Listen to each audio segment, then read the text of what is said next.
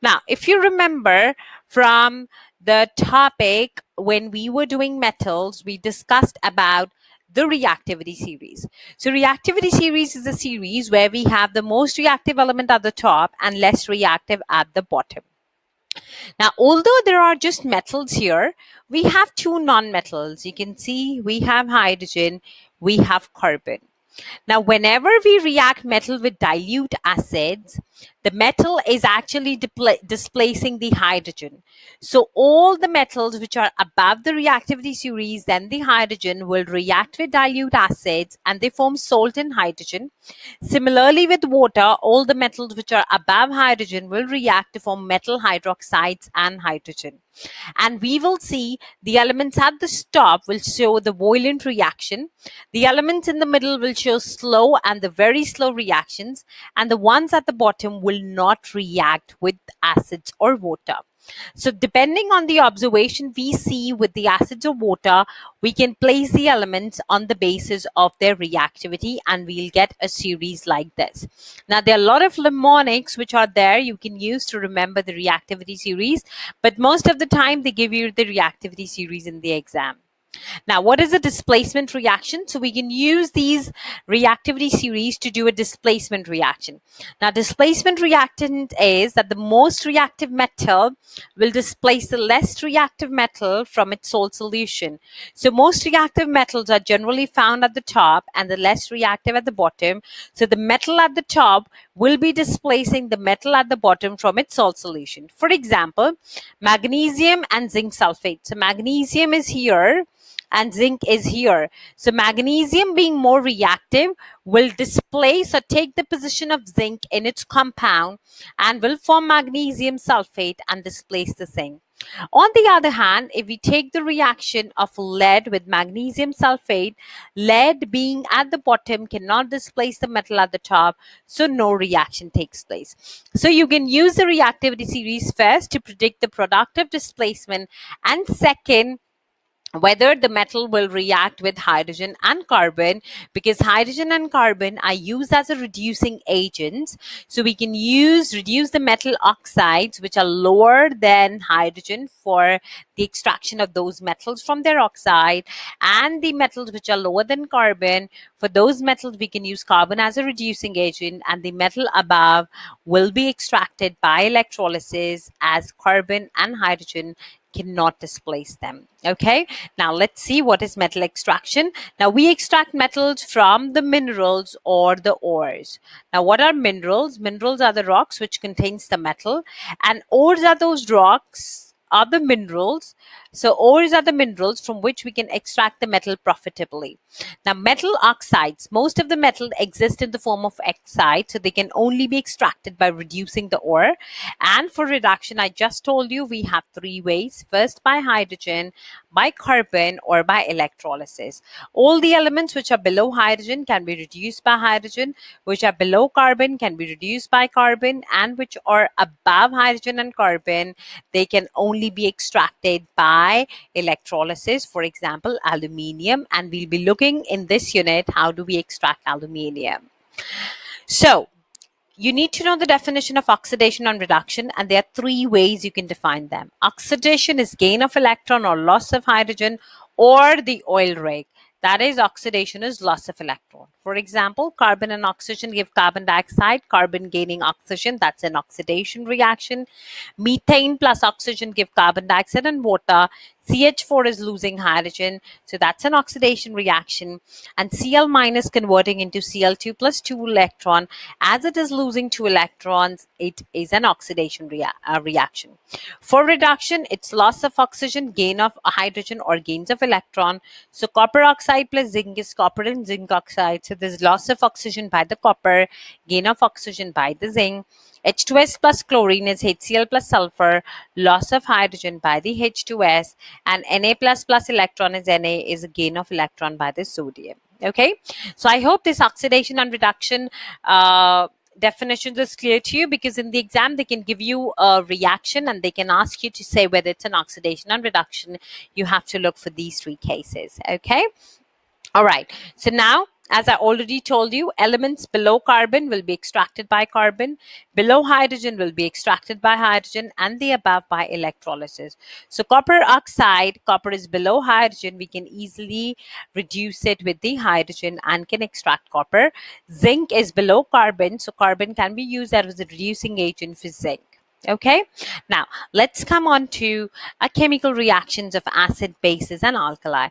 Now let's have a little bit key stage 3 brush up. How do we define acids? These are the substances which have pH less than 7.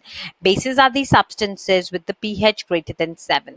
Acids are strong or weak. Strong acids are those acids which are completely dissolved in water to release H+. For example, hydrochloric acid dissociates into H+ and Cl-, and we represent it with a single arrow as it is a strong acid and completely dissociated, no reverse reaction. pH is between 1 and 3. The weak acids are the ones which are partially dissociated to release H+ ions. For example, vinegar, which is CH3COOH, it gets dissociated into CH3COO minus plus H plus. pH is in the range of 5 and 7. Now, these are the 4 acids you need to remember for your spec with their formulas. So, hydrochloric acid is HCl, sulfuric acid is H2SO4, nitric acid is HNO3, and phosphoric acid is H3PO4. On the other hand, how do you give an example of a base? So, remember, all the metal oxides, hydroxides, and carbonates are base. So if you remember from the periodic table unit, all the elements to the left of the periodic table are metal. So you can pick any one metal from the left side. Let's say lithium. So lithium oxide, hydroxide carbonate, sodium oxide, sodium carbonate, sodium sulfate, potassium oxide, carbonate, sulfate. These are all bases. Now, there's another term that is often used for metal hydroxides, which are alkalis. Now, what are alkalis? Alkalis are nothing but the bases that can dissolve in water and make a solution. So, we can say soluble bases are alkalis and they release hydroxide ions when dissolved in water. For example, group 1 and group 2 hydroxides. Okay, now how would you distinguish between acids and bases? So to distinguish between acids and bases, we use something called the indicators. Now, indicators could be a pH meter, which will give you colors, or the pH probe, which will give you the pH reading. If the pH between 0 to 6, that is an acidic. As the pH decreases, acidity increases. As the pH increases, basicity increases. 7 is neutral, which is pure water or your salt. Second, you can have these universal indicator strips. When you dissolve it in acids and bases, they give you these range of colors and you can see it with the pH charts. If you see a color in the range of reddish orange, they are highly acidic. Greenish yellow, weak acid, green or weak base, and dark purple or blue, highly basic. Okay, now let's tabulate the difference between acids and bases. Acids have pH less than 7. They taste sour. They are not soapy. They have a pungent smell. They ionize to give hydrogen ions and they turn blue litmus red. Example, hydrochloric acid or sulfuric acid. Bases have the pH greater than 7. They taste bitter. They feel soapy. They do not have a pungent smell. They give hydroxide ions. They turn red litmus blue. Example, sodium hydroxide. Now let us look at the reactions of acids and bases. Now remember, acids and bases form salt and water, and this is a neutralization reaction, but you should know how to name the salt. Now, to name the salt, each salt has 2 components, a metal and an acid. Now, metal will be present in your base and acid name will determine the end name of the salt. So, for example, if you're using a hydrochloric acid, your salt name should end in chloride. If you're using sulfuric acid, it should end in sulfate, and nitric acid should end in nitrate. For example, sodium hydroxide is a base because sodium is a metal. So, metal hydroxide is a base and a hydrochloric acid. Now, it will form salt and water. So, for salt and water, the rule is take the metal. So, metal is sodium and see the acid. The acid is hydrochloric acid. So, it should make a chloride salt. So, it's sodium, chloride and water. Potassium oxide and sulfuric acid. Metal is potassium. Sulfuric acid make a sulfate salts, it's potassium sulfate and water. Magnesium hydroxide is magnesium nitrate plus water. Calcium carbonate is calcium sulfate plus water. Just a little thing you need to remember, if you have a carbonate, you will have an evolution of a carbon dioxide gas. Rest salt and water, the rule for salt is the same. So I hope you can now name the salt from your name of the acids and bases. Now in the exam, they can ask you to write the word equation. For the word equation, you need to look back my bonding video where I have explained you how you need to make the formulas of the ionic compounds. So sodium hydroxide is NaOH. It will react with HCl and it will give you sodium chloride and water, which is already balanced. Potassium is in group 1. Oxygen has a charge of 2. So the formula would be K2O plus sulfuric acid, and it will form potassium sulfate, which is K2SO4, because sulfate has a charge of 2 minus, potassium has plus 1 plus water. Magnesium hydroxide formula is MgOH2 plus nitric acid, HNO3. It forms magnesium nitrate, which is MgNO3 twice. Why? Because nitrate has a charge of -1, magnesium has a charge of 2 plus. So when we crisscross, we get MgNO3 twice plus 2 water molecules. And the last, calcium carbonate. Calcium carbonate is CaCO3. Sulfuric acid is H2SO4. They react to form calcium sulfate plus water plus CO2. Okay, so you should know how to write the balanced chemical equation and how to name the salts. Okay, so I hope this is clear to you. Now let's summarize reactions of the acid. If you have a metal and an acid, you don't have any oxygen in it, you get salt plus hydrogen. For example, sodium plus hydrochloric acid will make a sodium chloride plus hydrogen. Okay, so you can balance this like this. Metal oxide plus acid gives salt and water. Metal hydroxide and acid gives salt and water. Metal carbonate gives salt and water plus carbon dioxide. So everything is salt and water. Just with carbonate, you have a carbon dioxide. And if you have just a metal, there's no water, it's an hydrogen. And you need to remember the test for hydrogen, it's a squeaky pop test. Okay, now how do you make the insoluble salts? For the insolubility, you need to remember these solubility rules. All the sodium, potassium, ammonium salts are soluble. All nitrates are soluble. All chloride, bromides and iodides are soluble except lead and silver. All the sulfates are soluble except lead, barium and calcium sulfate.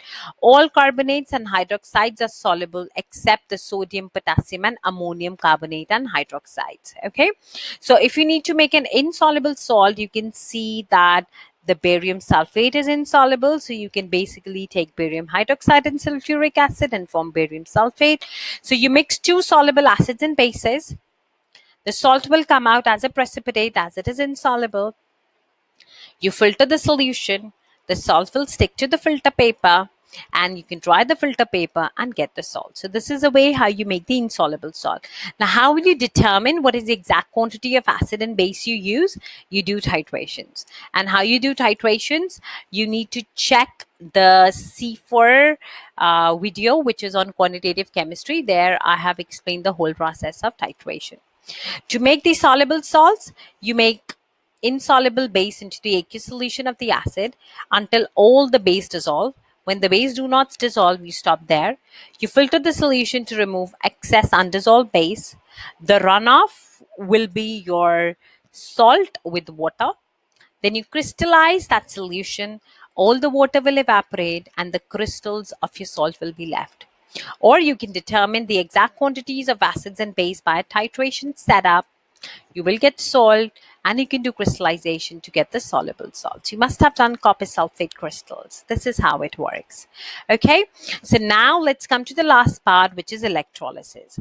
Now, electrolysis consists of two words. Electro means electricity, lysis is breaking. So when you have breaking of an ionic compound in presence of electricity, that is electrolysis. Now, electrolysis setup is you take a container where you have an electrolyte. Electrolyte is a substance substance that undergoes electrolysis. When an electricity is passed through it, it breaks into constituent ions, which will be either positive and negative. The positive will go towards the negative electrode. The negative electrode is a cathode, where cations or the positive charge ions go, and anion is the positive electrode where the negative charge ions go, and these electrodes are the two conducting rod. Now, what happens at the cathode? Cathode is rich in electron, so the cation will gain an electron, and at anode, the anions will lose an electron. Let's see with an example.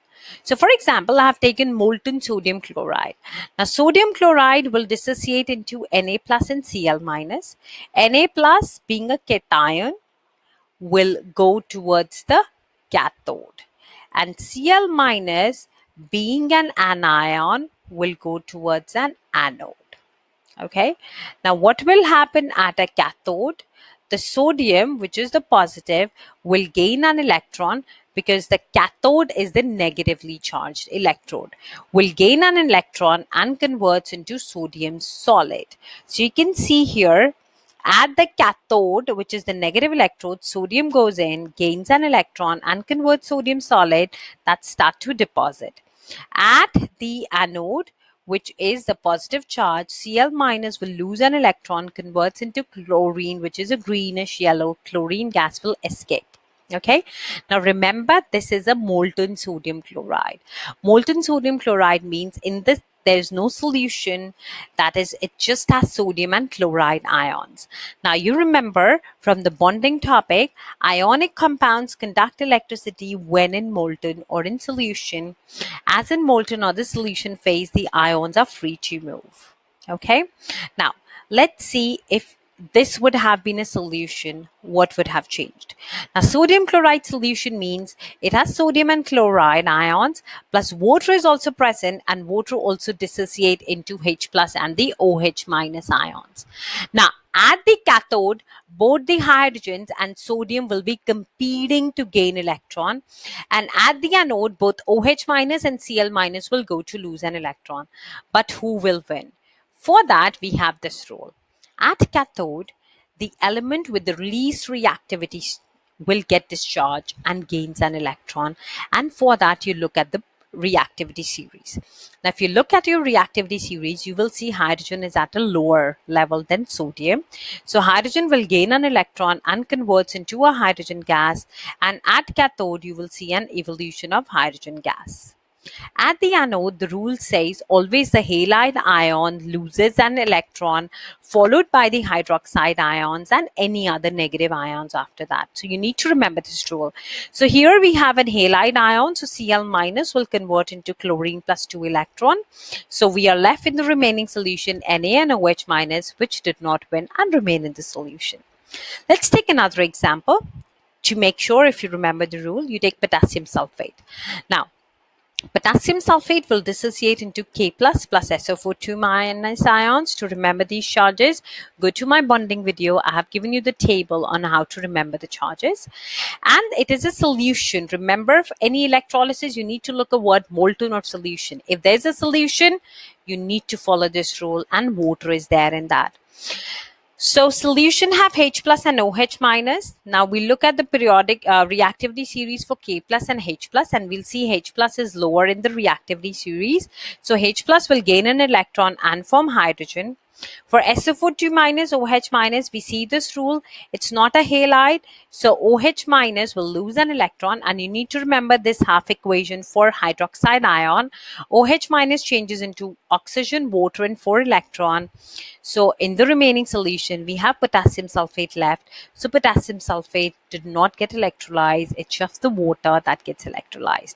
Okay, so I hope this rule is clear to you, and you can yourself see the difference. When you had a molten sodium chloride, you get sodium and chlorine, but when you have an aqueous sodium chloride solution, you get hydrogen and chlorine. Okay, so I hope the rule and how do you find in an exam, what will be the product of electrolysis, is crystal clear to you.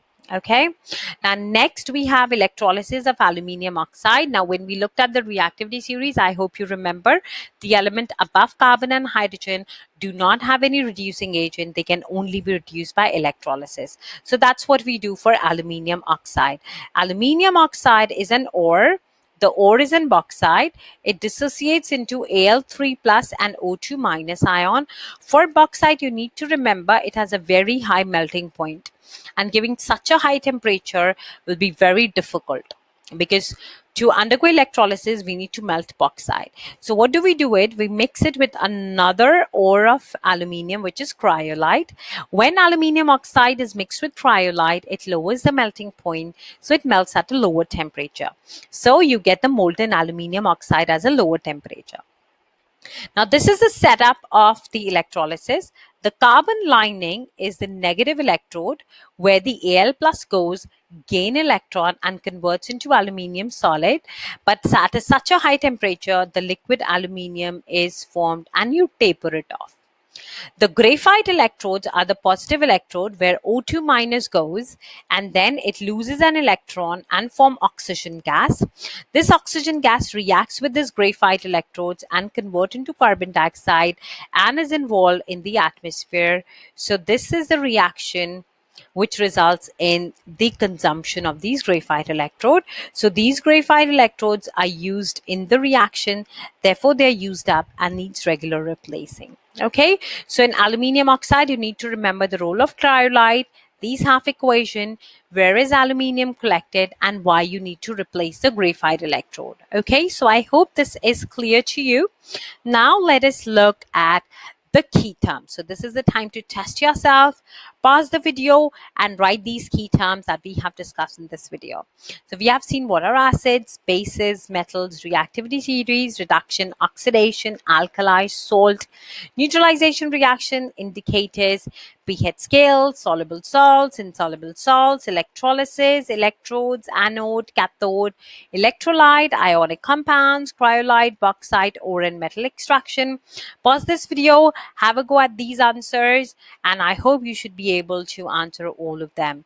Okay, so as for my always advice, what's the next step? Check this specification, make sure everything is there which is there in your specification for C5 is crystal clear to you, and then do exam question on this topic. They can all be found on my website. The link is mentioned on the description box below. All these answers of these key terms are also mentioned on my website along with the notes. The link is mentioned in the description box below. If you still have any doubts in this topic, please feel free to ask me. I have a 24/7 chat support on my website till your exam, where you can come and ask any queries and get instant reply, or you can leave a comment below. We'll reply you as soon as possible. If there's any specific video on any topic of your choice you want me to put a video on, then also leave a comment below. I'll make sure I have that up before your exam. Okay, so if you like this video, then do like, comment and share this video, and do not forget to subscribe to our channel, and do click the bell icon so that you get notified with all the upcoming videos, because I'll be uploading loads of videos before your exam. Okay, so I'll see you next in my next video. Till then, happy revising.